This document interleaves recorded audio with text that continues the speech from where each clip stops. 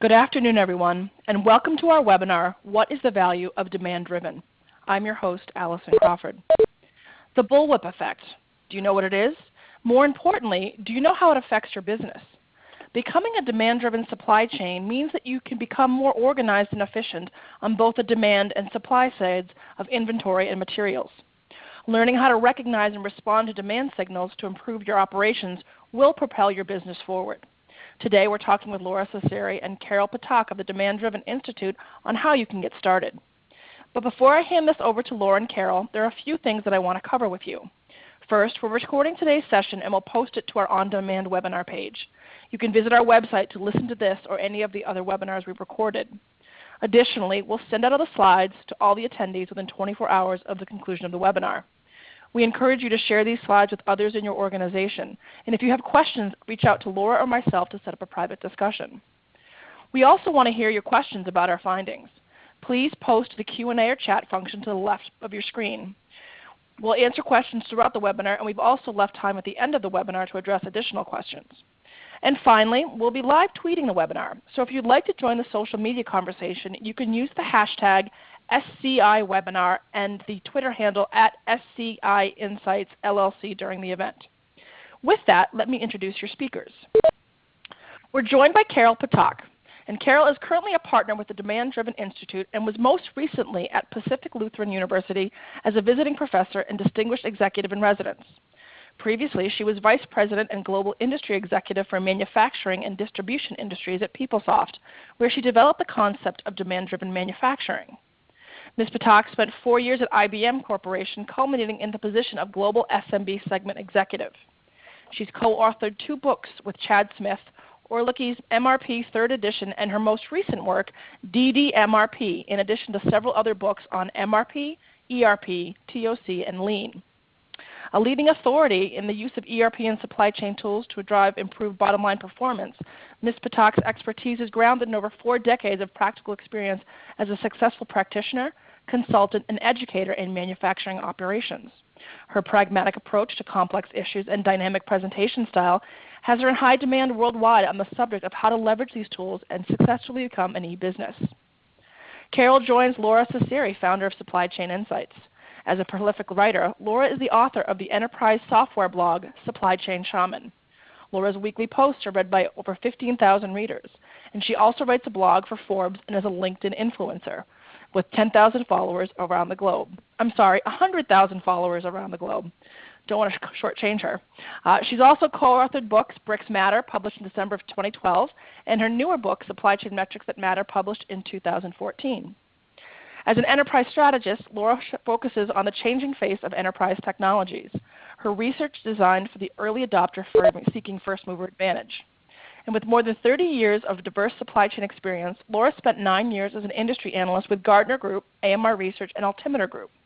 Prior to becoming a supply chain analyst, she spent 15 years as a leader in the building of supply chain software at Manugistics and Descartes Systems Group, and several years as a supply chain practitioner at Procter & Gamble, Kraft General Foods, Clorox, and Dreyer's Grand Ice Cream, now a division of Nestle. So Lora, listening to you and Carol before we even opened up the webinar, the debate was already going about what's happening. So I think without further ado, let me hand this over to you and Carol to get started. Well, thank you, Allison, and thank you, Carol. We try to do webinars on a monthly basis at Supply Chain Insights. Our goal is open content for supply chain visionaries. And we like to invite supply chain visionaries and thought leaders to do this with us. And I am excited to have Carol join us today because Carol has been driving a lot of work around demand-driven. And it's complementary, but I think additive to the work that we've been doing in the definition of some of the front-end processes. Now, Carol, I love the concepts that you've got, and one of the things I think we should start the webinar with are base definitions, because one of the issues I find in demand-driven is everyone says they're demand-driven, but when it comes to a definition, they're not always good to define it. So I want to start with your definition of demand-driven and give the audience a little bit of background around the evolution of this work at PeopleSoft and what you're doing in your demand-driven adaptive enterprise definition. So can you go through this definition for us? Sure. Thanks, Lora, and I really appreciate being invited to join the webinar today. Demand-driven is a concept. That first word came out when I was at PeopleSoft in 2003, and it was the PeopleSoft strategy for our manufacturing product, and we called it demand-driven manufacturing. And our definition back then was the ability to sense changes in customer demand, then adapt planning and production while pulling from suppliers and do it all in real time. Now, at the time back in 2003, we knew we knew the direction. We knew it had something to do with analytics. We knew it had something to do with lean, with theory of constraints, with changing the formal planning. And over the last decade, I've been working with my co-author, Chad Smith, and we really finally, in November of last year, articulated something that we call the demand-driven adaptive enterprise. And so we view this as enabling a company to sense, adapt, and innovate, and it's successfully across the supply chain. So this isn't just within an operation itself, but to actually go across the supply chain to achieve a competitive advantage on a continuous basis by the protection and the promotion of return on investment. So you can see it's changed a bit from an operational side to looking at more of a holistic enterprise view. But we still think the same keywords are in there, sense and adapt. But what we recognize is with the change in supply chain today, it's the third leg has to be there as well, which is innovate. So, Carol, one of the issues is, I know that you were a student of Goldratt, and we watched the evolution of planning with the use of linear optimization. And one of the things that we've been learning is that the supply chain's nonlinear, and so predictive tools like linear optimization can't really help us in a nonlinear system very well. Can you give us some appreciation of that work you've been doing?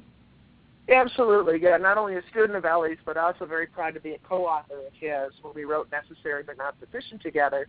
And I think when Ellie first came up with the concept of thinking about that there is a leverage point in a system, we jumped on it with our current view of the world. And our view of the world was sort of a bit like what happened in Spain in 1492 when Columbus sailed, which our view was the world was flat, and we didn't know what was out at the edge of that ocean. So there were very sophisticated maps of very fancy dragons showing a flat Earth.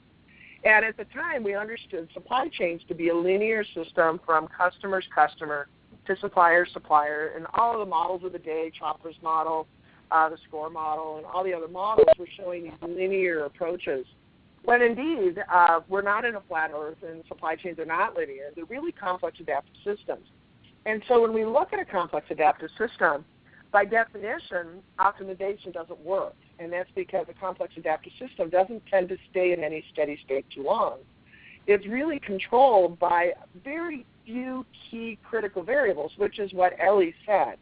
So as we get to the optimization and the advanced planning and scheduling systems, it was really a bit of a bastardization of what Ellie said because Ellie was really focused on those lever points as opposed to trying to optimize across a bunch of linear systems. So it's a typical thing where we try to take a new innovation and then stuff it into what our current paradigm of the world is.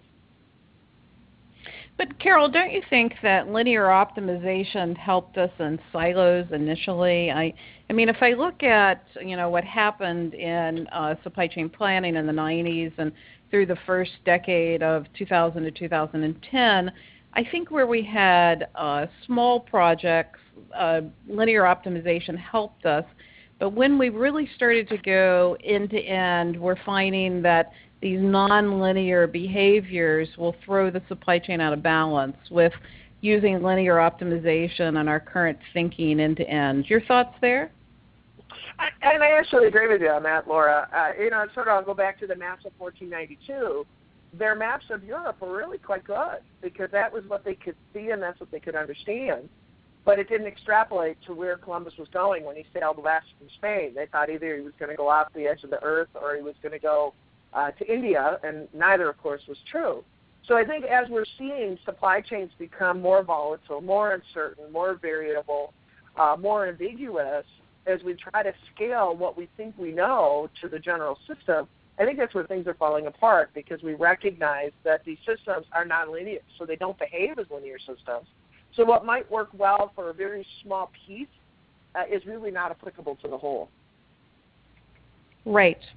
Now, Carol, you worked on this at PeopleSoft in 2003, and I was at Gartner in 2001 to 2003 and really didn't know your definition. And when I came to AMR Research, I came to a body of research on consumer-driven supply networks that were really driven by P&G around the moments of truth. And then we built the concepts of demand-driven supply networks in 2004 as a supply chain that senses and translated the market signals in real time. So this is outside in, really looking at customer signals. And then we modified it to be a value network in 2007. And in my work at Supply Chain Insights, I've been working on a concept of orchestration, which really looks at bidirectional with near real-time data to align sell, deliver, make, and sourcing organizations outside in. Now, part of what I've discovered in this writing is that we are moving demand-driven networks into outside-in processes and needing to build value networks that have interoperability between the many-to-many data models that are growing up in networks, but we also have the need to embrace customer-centric thinking around cost of serve analysis and customer segmentation. And, one of the things that I see, Carol, that I think is really important is I don't think we have one definition of demand-driven in the industry, but yet I see every vendor saying they're demand-driven, and I think we've really got to step back and we've got to look at the base definitions, and I think we've got to build with the goal in mind. What do you think? I absolutely agree. It was very interesting. We've seen a lot of magazine articles out there in Supply Chain Magazine asking people if they're demand-driven, asking companies, and even as specifically as Supply Chain Magazine that was published in France earlier this year, specifically asked about 20 ERP companies if they had DDMRP, which is a very specific demand-driven operating model methodology that we first introduced in 2011 in Orlicky's MRP 3rd edition. And it was really quite amusing to us that about 15 of the ERP suppliers claim that they had DDMRP. And in fact, they don't. It's really interesting to see how everybody's trying to jump on the momentum. And I think it's a critical thing as companies start to move forward to solve their problems, to understand truly as they talk to a supplier, what is their definition of demand-driven? Because for some software companies, it's another one of those, we call them deep truth, which is something that absolutely everybody believes and is absolutely unequivocally false. And for one of those deep truths is that we believe that if only we can improve the forecast, that all of our planning problems will go away. Well, it's a deep truth because it's false. Demand-driven is not just about a better forecast. It can't be. I think you hit it spot on. It's that ability to look to the market and then adapt. And I see that commonality between both of our definitions is that criticality of adaptation. Because the reality is that we either are going to have to adapt or our other option is we're going to die.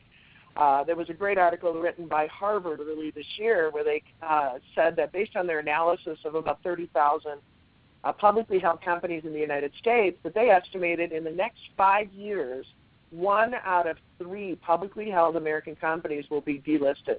And that's pretty scary when you think about that death rate of American corporations. So I think as we look at vendors, we have to separate the buzz from the reality.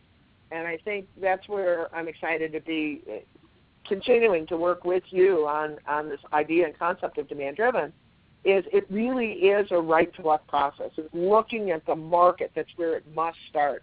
And it's not about just getting a better forecast.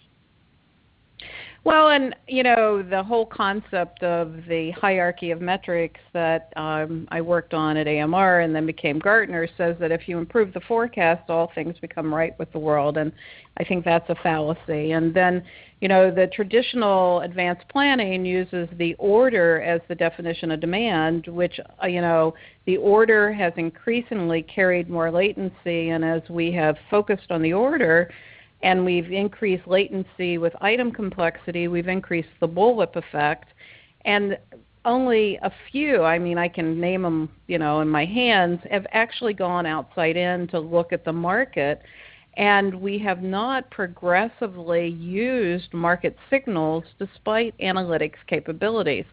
What are your thoughts there?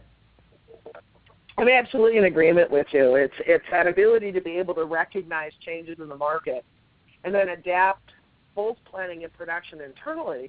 But it's also affecting, from what we understand, from when we have a model that is a demand-driven operating model, of the impact that has on the four inputs to strategy, which is we're looking at what is our go-to-market strategy, what is our financial strategy, what's our operational strategy, and what's more importantly, what's our innovation strategy, what does our future look like?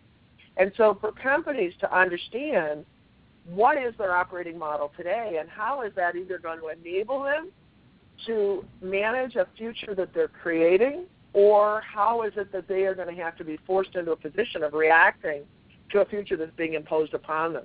And that's really the choice for a company today, is you either learn how to do that kind of adaptation. I like that word that we both use, is that adapt or die message is just so strong today. Well, and in our supply chains to admire methodology, where we look out over all publicly held companies, we find that only 10% of companies are actually driving improvement. And one of the issues, I think, is this non-linearity of the supply chain and the fact that we're throwing it out of balance in both a functional orientation, but also really being stuck in traditional concepts of planning. So let's carry on here and try to give people, what do they do? So let's go through, with your definition, Carol, how would people get started?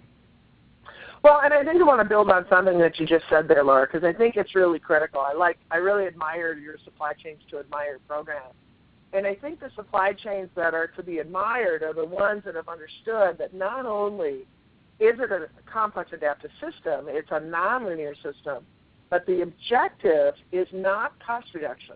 I think this is really the key, and this is for us, this first step of what we call thoughtware, is it's not about cost. And I think that's one of the deepest truths that we battle today in industry, is that companies are so focused on reducing costs because they believe, if only I can reduce cost, I'll improve return on investment. It's just like that belief that you're saying, well, if my forecast is better, then all my problems are solved. And there's a fallacy in both of those.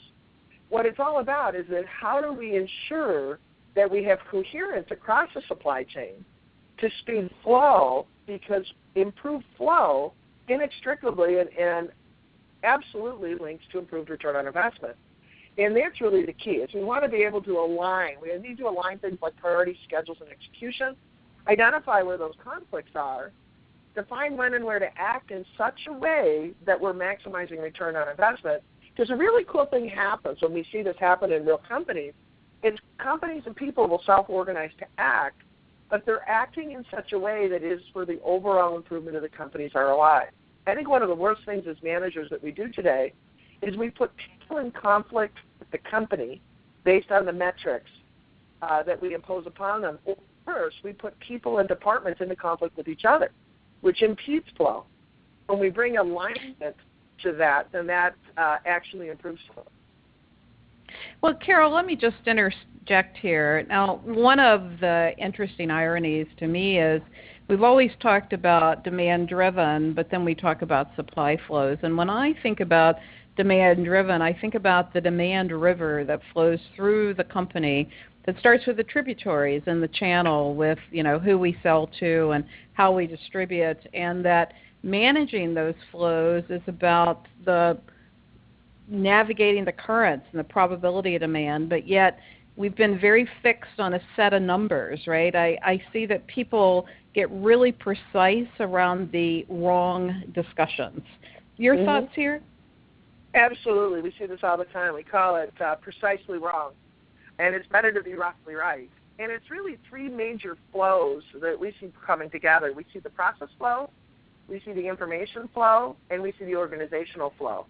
And those three things, and I think you said it so well, it's like the three tributaries that are coming together that we have to align and bring together so that we can focus on where it's all coming from. It's got to come from the market. So, I'd much rather be roughly right than precisely wrong. But that's where the disconnect has been in our formal planning, is that we were stuck with the fact that we could do all this interesting stuff over on the strategic side. This is why we talk about relevant ranges. We could do all this great stuff on the strategic side, but we had a great chasm between the strategic side and the operational side. And so there has to be a bidirectional tactical hub between those two sides, which allows us to align what we're doing strategically to what we're doing operationally. Because it's like having the river and then all of a sudden there's a dam. Yep.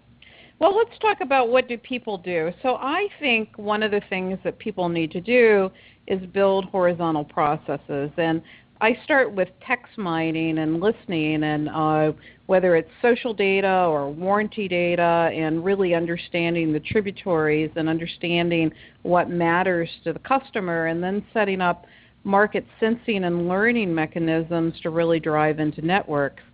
I also believe that the enterprise horizontal systems of revenue management, of how do we actually increase the flow of demand through the channel, need to be evaluated to look at demand shaping versus demand shifting based upon demand elasticity, or what does the market bear, and then translate that to sales and operations planning through new product launch, corporate social responsibility, and supplier development. So I think that we have to rise up out of the functional silos and build these horizontal processes. Now, these are different horizontal processes, and some may be new, but I think these horizontal processes have got to be linked across demand and supply to manage flows. And I know, Carol, you've been doing some work on S&OP and really looking at buffer strategies. How do you see demand-driven flows actually moving through horizontal processes? Well, and you're absolutely right. It's been really a great opportunity that Chad and I have had the opportunity to hook up with Dick Ling. And Dick is the father of S&OP. He was the guy that named it back in the 80s. And it's been really a fascinating thing, because typically where we start is, I sort of start more back where the triage, if you will, the breathing, bleeding, and broken bones. And Chad and I have spent our entire career over on the operating side. And so we see that where first we have to create an operating model that allows us to be able to take actual demand so that we have this operational flow. And then once I've gotten that put into place, and it's really a 5-step process. First is, where do I strategically position decoupling points? We've been focused for years on how much do I order and when, but under the demand-driven operating model methodology, you look at it and you say, but there's really a more key question, which is where? Where do I position inventory so that it does a couple things? It's got to absorb variability coming at it from both sides. It has to provide decoupling. The only way that I know of to stop that bullwhip effect is, how do we stop it? Well, we've got to mitigate it. And back to your water model, it's like having a marina out on the Atlantic Ocean. We put a breakwall around it to protect the boats that are inside. If I've got a still water pond that's, then I don't need a big breakwater around it. And it's the same way in supply chain. So these buffers, these strategic positioning, put these breakwalls in the right place to break that growth of the bullwhip effect. But what it also does is it stabilizes the boats inside. So now all of a sudden, operationally, we've eliminated a lot of the variability that's hitting operations because of how I put the operating model together. Then the second is then on how big do I need to build the break wall. And then the third is, I need that break wall to change for me as things around me are changing. And as you're showing in the slide here, that we define our business capability in that demand-driven operating model design. So the one on the left is a very typical make-to-stock configuration. The one on the right is a sort of typical assemble-to-order, because those decoupling buffers can either be inventory, they can be capacity, or they can be time, depending on the business. But once I have that understanding, what my capability is. Now I need that bidirectional tactical hub that takes me back to my sales and operations planning, because now I have a better understanding of what's now possible. Because, I mean, S&OP at the end of the day is all about effectively managing change. So now when I have the kind of understanding that I have when I have a demand-driven operating model, now I can now evaluate different scenarios that are coming out of the S&OP process, because no longer is the output of S&OP a master schedule. It's master settings that allow me to define a capability of what I can and will sell, because now I have the capability to build what I can and will sell rather than trying to manage my formal planning with a master schedule that says, here's a statement of what I can and will build. And that is an incredible strategic move for the company. And then that company can now start to hear what the customers are really saying, to really look at that market sensing and the demand shaping and all that other stuff that's going on. But before, they just can't hear the signal through all the noise that they're trying to manage on the operating side. You know, I actually had a conversation the other day with a very large process company that was using some inventory tools in the market, and they're like, Lora, I don't get DDMRP, and, we've invested in inventory management. And I said, yeah, but you've invested in inventory management for safety stock. You've really not looked at holistic buffer strategies, and you've not looked at form and function of inventory, of where should you place inventory. The higher the demand area, the more I should have raw into my finished goods. What you're doing is you're looking at safety stock only on finished goods, and you're not really thinking about cycle stock and safety stock and in-transit inventories and inventories holistically. And I think that one of our issues is that we've been lulled to sleep in the safety stock discussion, and we've really not thought about inventory and buffer strategies holistically. Your thoughts? Yeah, I think you're absolutely spot on, because it's another deep truth, is that our belief is that to have better customer service, you have to have more inventory. And that's the basis of safety stock. Safety stock in the formal planning process is never intended to be used. And it's all based on, I have to have more stock if I have more variability, because all the stochastic models are based on a correlation of variability to a desired level of customer service. Well, safety stock is a supplementary position of inventory. As you're discussing, buffers are primary positions of inventory, and all of that inventory is intended to be used. So that's why those buffers not only absorb variability from both sides, they provide that position of independence, but it also has to change our formal planning methodology, because those then become the formal planning position. And I plan through those buffer points, and I only have those strategic decoupling buffers if it improves return on investment. So it has to have all four of those characteristics, or it's not a buffer. And I think we've gotten so brainwashed into safety stocks that we're really missing the bigger picture, that every piece of inventory should generate a return on investment, just like every other asset that we have in our business, or else it shouldn't be there. Right. But, Carol, how many companies have you worked with that work on holistic buffer strategies like you're talking about in the slide here? Oh, hundreds. We've got companies in every kind of industry in every country around the world, and it's really amazing to me at how effective this is and how quickly. A company based out of France, very well-known name here as well in the United States, Michelin. They did their preliminary pilot in Spain, and they put their positions of stock in, and they were amazed when their customer service level went from 93% to 98% in the first month, in less than 30 days, and inventory fell by 20%. Companies like Louis Vuitton, I got an email from Kremlin Rexon over in France. They said they finished their financial year with the highest level of customer service they've ever seen, with the lowest level of revenue, or the lowest level of inventory they'd ever seen, and revenue had grown for them for the year. It's a pretty typical thing, and we see this not only in make-to-stock, but also make-to-order, assemble-to-order, engineer-to-order, companies like Emerson in France. We have a company that's an apparel manufacturer down in Colombia, MIC, where this company was facing going out of business. It isn't that they didn't have customers. They had great product, but they just run out of cash. And a year later, they were named as Angie's #1 apparel supplier for the year out of 600 suppliers. So companies in Canada like Stem Cell that actually manufactures stem cell, or Vigilon, the fastest growing company in Canada. It's just story after story after story. We've actually put up a whole website for people to be able to see some of these different industry examples at demanddrivenworld.com. And this is always the first step, is you've got to look and sketch out what is the flow.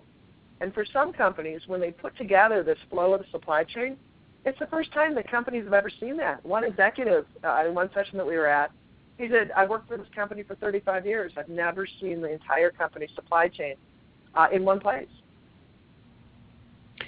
Well, but, what I find, Carol, and, I'm going to push back, is that typically I find that companies will take some of your demand-driven concepts or the demand-driven concepts that I have been talking about, and that they'll do science projects, like Michelin. Yes, they did those projects and, parts of the company, but then they push back against their ERP and their planning systems, and they struggle to really drive enterprise-wide flows and value networks. So they get stuck, right? And I think you find some of that as well. So how can we move from maturity of those science projects to be able to drive enterprise class and network kind of flows? Your thoughts?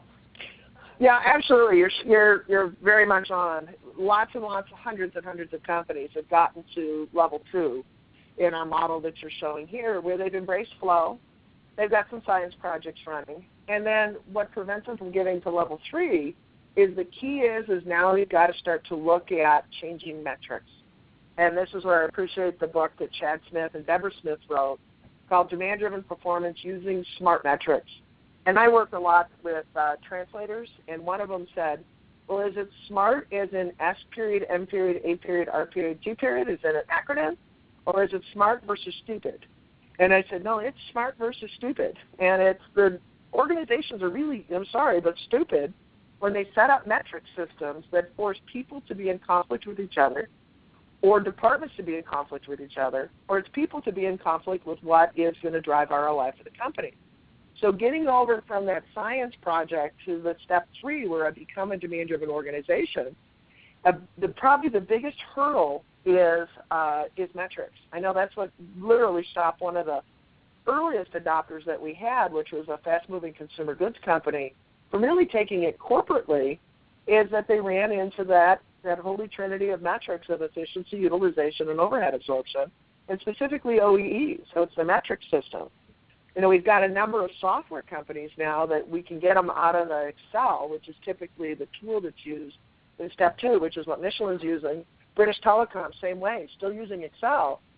But, you can make the case that even with the most sophisticated ERP system out there, the planners are actually, they're still really using Excel. But a step 3 company, it's really 2 things. It's having a technology that's really I call it the big company technology, something that's scalable and reliable, as well as addressing that metrics. Yeah, and so we've been on a cost-based agenda, and we've been on a, cost absorption agenda, and, the movement to balance scorecards and return on invested capital, I think, is important. But, we get stuck. And we actually have a question from Thomas. He was asking the question about optimization, and it says, if we're not linear, does that mean that we need to model heuristically? And I don't think so. I think that the movement and the embracing that we have a nonlinear system moves us to prescriptive and cognitive analytics. And I'm very excited about rules-based ontologies and what can happen with learning systems. So I'm really encouraging the clients that I work with to really test cognitive analytics, because that allows the adaptation of the system and to learn from the levers. How about yourself? What would be your answer to Thomas's question, Carol? Yeah, absolutely, Thomas. I don't think it's heuristic as much as it is that we need to understand what our supply chains look like in terms of the information flow, the process flow, and the organizational flows. And there's some good software out there that does a good job at that. But the problem is that they stay only over in the strategic range, and what they're missing is that bidirectional connection to the operating range. I just saw yesterday a nice simulation software for education. That it's a good educational product, but it's not a company software product. But there's modeling out there that more and more of these software companies are starting to come up with this. But it's got to be a full holistic connection between the strategic side, we call the strategic relevant range, and the operational relevant range, because you can't have a dam between the two. This thing's got to flow. It's like Lora said, as it flows through the tributaries into the main river. But there's a bidirectional hub there that as we gain understanding of the operating model, we've got to be able to then feed back into a what-if analysis of these software that now allow us to understand where we are in our supply chain. Because those things change, like taxes or transportation costs or, positioning. It's, you look at heavens, I hate to bring it up, but the politics in the United States right now, one of the presidential candidates wins. He's claimed that he's going to put a big tax on companies that export the jobs overseas. And he said, and these companies will move quickly. He's spot on right. You change those costs fast enough, those supply chains are going to whiplash around. But then what are we going to run into with respect to, internal capability in the United States? Do we have the manufacturing capability that we need to bring all that manufacturing home? So it's a multivariate model. It's not heuristics. It's not rule of thumb. We can model it, but it's got to have that bidirectional hub between the strategy and the operations.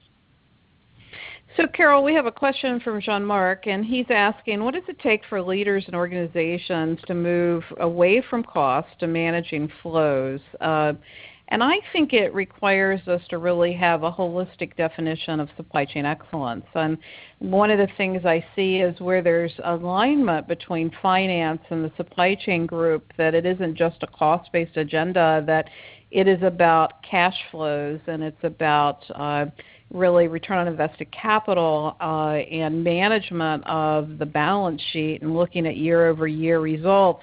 We have a much different discussion versus when we look only at cost and we don't manage the overall flows of the organization. And I think supply chain leaders need to drive that discussion. Your thoughts, Carol? Absolutely, and that's where we call it, in a simple word, we call it thoughtware.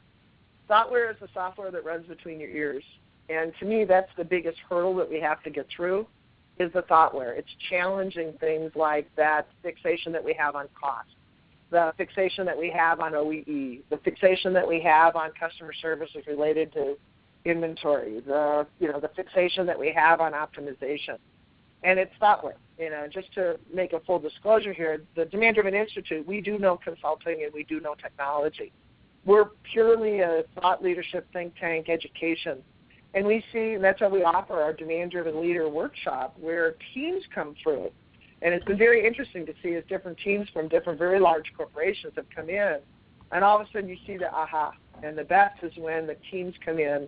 That we had one where we did down in Colombia where the CEO of Acesco came, and they're a very large building materials manufacturer down in Colombia.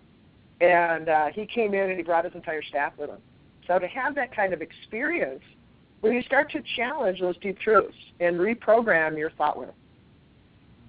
Right, and one of the things we've been working on is training classes with CorpU for e-learning to help companies to align on what drives value in some of these concepts. But let's move on here. So what steps should organizations take?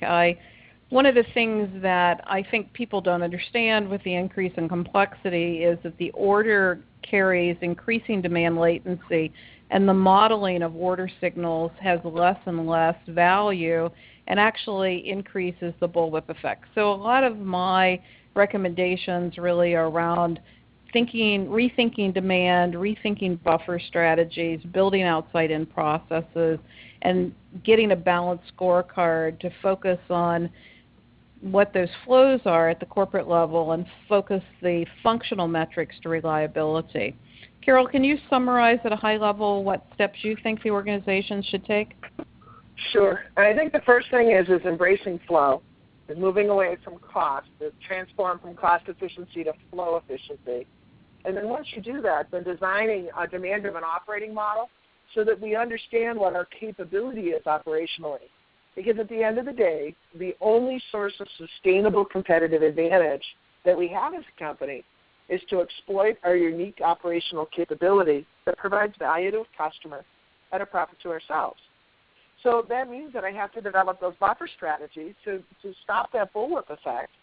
And then the big thing is then how do I tie that bidirectionally to my sales and operations planning process? S&OP is more critical than it ever has been before, but it's got to be tied bidirectionally to operations. And then sustaining that transformation with smart metrics. And then once you get your own company buzzing, then you've got to start to look outside your company. We have Rex Material Group that's done a great job in the United States where they did this stuff internally, but now they're starting to reach out to the customers. And how do you then start that collaboration with the customer where you're now solving the customer's problem and you're also continuing to improve your process? But one of the issues, Carol, I think as we've become more and more transactional, the only thing we want to talk about is buy, sell, and we increasingly push cost and waste backwards in the supply chain. So having that discussion is difficult, I think, in today's world because we really have not aligned on flow. And we have a question from Bob, and he's saying, where are educational institutions on these concepts and ideas? And Carol, I think we've got a long way to go there. I don't see any educational facility, and in fact, I struggle with our consortia, Apex and SCORE, to embrace these concepts of flow, and even the financial organizations to embrace flow as an important concept. Your thoughts? Well, and it's interesting, Laura. So many times this is the impact coming from outside the United States. The educational organizations that we've seen adopt are organizations like the British Columbia Institute of Technology, the University at Lyon in France. And I'm excited that for the first time, we were actually the Louisiana State University at Shreveport has reached out to the Demand-Driven Institute. We're going to be actually starting a fundamentals of supply chain based on everything that we've talked about today. So it'll be the first time, and it's totally done through the internet. And then while I was at the APIS conference, I was actually stopped by Caltech. So there's actually some interest there. So I think we're starting to make some inroads, but we're definitely not there yet. It's definitely not mainstream. Yeah, we're having a little trouble with your audio, Carol, but let's just go through some steps that organizations should avoid. I think that one of the things that has actually set us back a decade is the belief in ERP and transactional systems and the cost-based agenda, and even the focus on lean, which has been much more about supply than demand. And then the instantaneous concept that people will translate demand-driven into forecasting, which traditional demand planning processes and collaborative forecasting have sent us backwards also, and the fact that inside-out processes that are based upon orders have not helped. And then lack of organizational alignment because we're very functional. These are the things I think people should avoid. I think what we're talking about, Carol, are very complementary concepts. I've started at the front of the value chain with customers, and moving it through, and you're kind of coming back from materials. And I think that what we should do is see them as complementary concepts, and I think people should build with the goal in mind. What are your thoughts, and what steps should companies avoid? Absolutely. I think we're definitely coming at the same situation with different perspectives, but very complementary. I think the big thing is that the things to avoid is really this lack of alignment and this idea, and I put balanced in quotation marks there. Scorecards that put people in conflict with each other are just, I'm sorry, but they're just plain stupid. All right, we just can't do that. It can't be either I have customer service or low inventory. It's about this alignment. It's about focusing on flow. And we've taken it from an operational side first, and we're heading your direction. And I think, you've looked at it more from the customer side, and you're coming our direction. And I think what we're going to discover is that we're going to meet on a very big bridge right in the middle. Well, and I'm hoping that as we do that we can take advantage of new forms of innovation that can allow us to embrace nonlinearity. And one of the things that frustrates me in the market is that almost every technology company has adopted the concept of demand-driven in their marketecture or their marketing.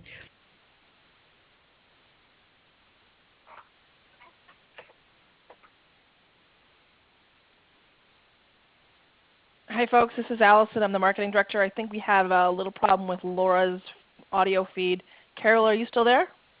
I am still here. Can you hear me? Oh, I can hear you. So we might want to do a little bit of vamping until Lora dials back in. Not a problem. Not a problem. And I think what Lora was talking about is that, as we look at the software companies that are out there, the buzz is out there with demand-driven. When PeopleSoft brought out demand-driven manufacturing in 2003, and we briefed the analyst of the day, we were told how crazy we were. We were told, you guys are nuts. All it is make to order. All it is inventory everywhere. But it was really sort of interesting after a couple of years of silence how the analyst firms all popped up with demand-driven as a major initiative. And now the buzz is there. And now we see lots and lots of software companies out there that are claiming to be the first DDMRP or the first demand-driven enterprise system.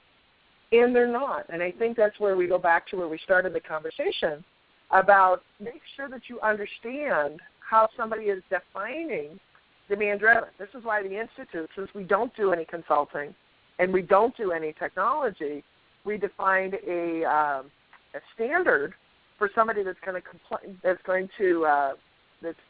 claiming DDMRP, that we have a compliance standard. So at least you know that they're consistent with what Lora and I are talking about in this concept of demand-driven. A future standard that we're going to be writing is around the area of demand-driven S&OP and S&OP from a demand-driven perspective. How do we support the analytics and the metrics? And how do we bring this alignment to an organization without getting into these trade-off balanced scorecards? How do we eliminate the conflict so that we can move ahead and understand that we're going to see that the company is going to achieve and sustain that return on investment? Because typically companies that we're seeing, and as I said earlier, Laura's come at it from a more strategic basis than we have at the Demand-Driven Institute.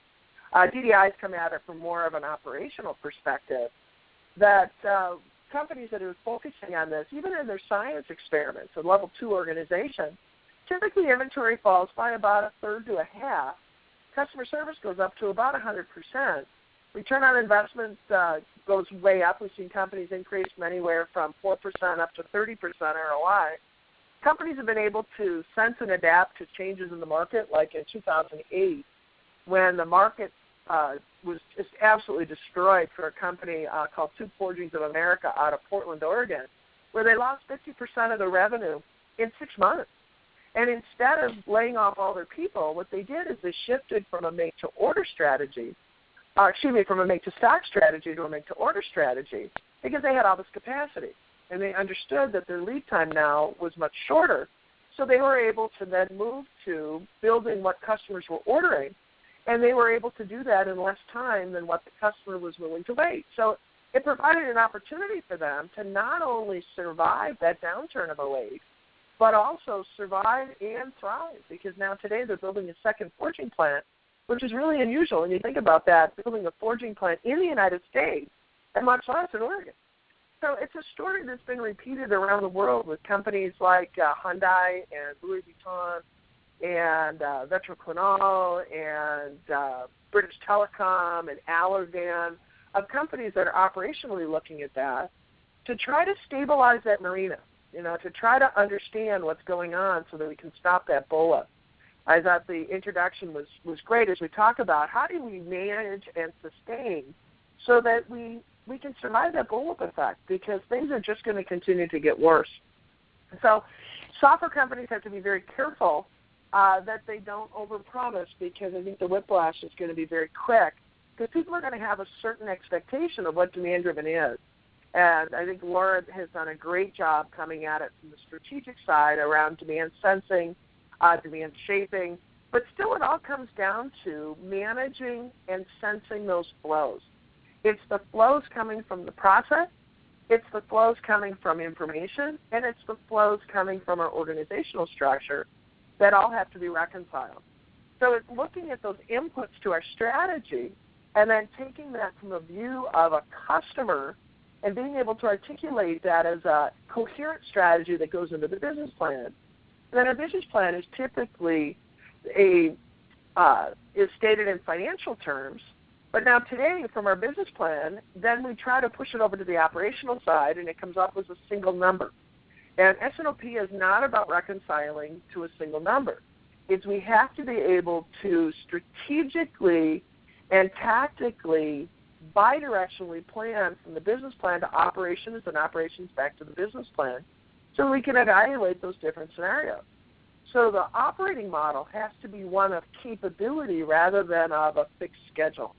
And then that capability then provides the feedback back to the business plan, and then the business plan has to come back to the strategy. So it's sort of like taking a look at if you peel an orange and you lay it out flat, is you got to be able to push that thing back together because it really is a globe-like thing. It's circular. And that's why supply chains are these nonlinear, complex systems.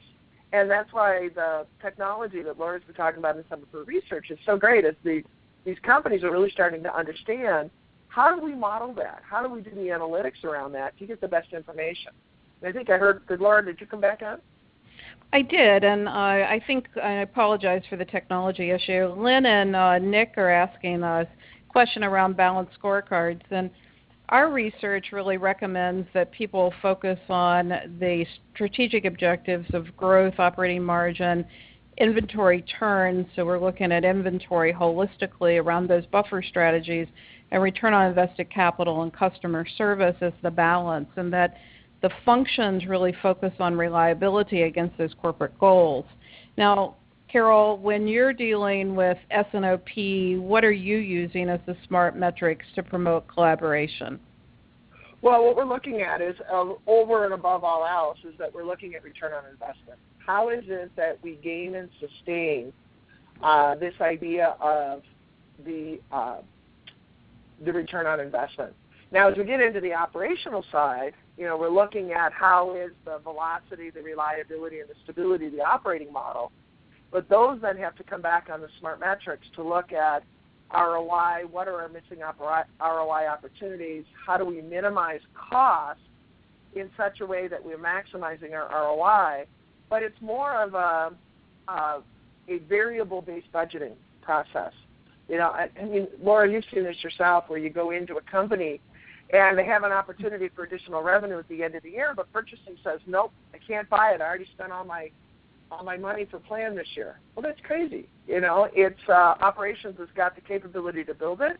We have the sales that have come in, and purchasing says, nope, not going to buy any raw materials. So it's a variable-based budgeting to say, well, based on the revenue that we're producing, then yes, go ahead and purchase those materials so that we can then exploit those revenue opportunities. And then how do we minimize the cost that we have of the areas where we're hitting batch flow? Things like unexpected air freight and batch size breaks and things like that. So it's all about focused on that, sustaining ROI. So your SMART metric is sustaining ROI to Nick's question, right? Yes. Okay. Rajan asked a question about big data and sensing and the role of social media, weather, traffic, sensing, and the responsibility and role of that in demand-driven. And I actually see that unstructured data and streaming data actually helps us with sensing on those tributaries of demand to be able to model flow. Unfortunately, I only know of 7 companies that are actively listening to actually translate that into demand flows. And the use of weather in some of our architectures, we talk about the need, but we actually haven't really embraced it very well in these weather-sensitive supply chains. But, I think about a responsive supply chain like influenza vaccines or something that's, very seasonal. I think that that's an important element. Carol, your thoughts? Yeah, I think that when we can use big data to be able to sense changes in the market faster, that's a great thing, but we need to be able to have an operating model that can be able to handle that information. Because today, when we go to a master schedule, all that does is as we start to change that master schedule, we start to bullwhip operations. So that's why we have to have an operating model that has capability. But not all data are relevant, and I think that's the key. Including non-relevant data in a decision is expensive, and it could force us to make the wrong decisions. For example, if I'm making an operational decision, overhead is not relevant. Allocation of overhead is not relevant when I'm making an operational decision. It is relevant when I'm making a strategic decision. Okay. Well, Carol, we're going to have to wrap up. I want to thank you for being our guest today. My goal was to help people to think holistically about being demand-driven. And we will post this webinar on our slides. It's part of our goal to really engage supply chain leaders. Carol, if you had to give people one piece of advice, what would it be leaving this webinar? I think the one piece of advice is it's all about flow. Great. And I agree, and I think it's about embracing demand flow with supply flows. And I think that new technologies allow us to navigate the river of demand even more effectively. But I think we've got to be able to do process innovation to get there. Thank you very much for joining our webinar, and I apologize for the technology issues. Allison? Great. Thanks, Laura, and thanks, Carol, and thanks to all of you that were able to join today. As Laura mentioned, we will be sending out the slides, so keep an eye out for that. If you don't get it from me by tomorrow afternoon, by 5 o'clock Eastern, check your spam. And we do encourage you to engage with us on the social media handles that are going to be included in the deck. So if anyone needs any follow-up information, if you need this slide sent to you directly, please let me know. We will be sending you the links to the SlideShare repository. We keep all of our content as well as our website. And again, do share the information with your colleagues. And if you'd like to have more information about how to apply this to your business, we are here to help you.